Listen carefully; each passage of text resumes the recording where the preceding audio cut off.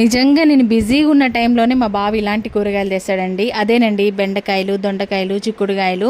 నాకు అనిపిస్తుంది ఇలాంటప్పుడు మాత్రం చక్కగా ఇంట్లో పెరుగు ఉంటుంది. అవసరమా ఇంకా కూర వండి, అన్నం వండి, రసం వండుడు, ఈ కూరగాయలన్నీ అదొకటి వేసేసి ఇంకా చక్కగా వెజ్ బిర్యానీ చేస్తే వేడివేడిగా ఇష్టంగా తింటారు. మనకి ఒక పని తగ్గినట్టుంది అనిపిస్తుంది. ఎక్కువ వరకు ఉన్నప్పుడు ఇలాంటి కూరగాయలు తెస్తే ఎట్లా చెప్పండి, కట్ చేయాలంటే యాస్టకు వస్తుంది నాకైతే. ఇంకా ఈరోజు అయితే దొండకాయ కూర వండుతున్నా. మరి టమాటా వేయాలా, దీంట్లో కొబ్బరి పొడేసి ఫ్రై చేద్దామా, ఏదైంది కూడా ఆలోచించకుండా చేస్తున్నాను అనమాట ఈరోజు నేను వంట అయితే. చాలామంది మా పసుపులో పురుగు వచ్చింది అంటుంటే నేను చాలామందిని విన్నానండి.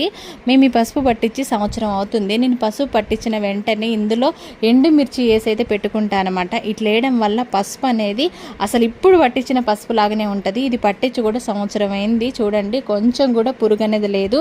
మాకు ఇంకా 1 కిలో అంత పసుపు అయితే ఉంది. ఇది అయిపోయిన తర్వాత మళ్ళీ కొమ్ములు తీసుకొని పట్టించుకుంటా అనమాట. వీడియో నచ్చితే లైక్, షేర్, సబ్స్క్రైబ్ అబ్బా. బాయ్.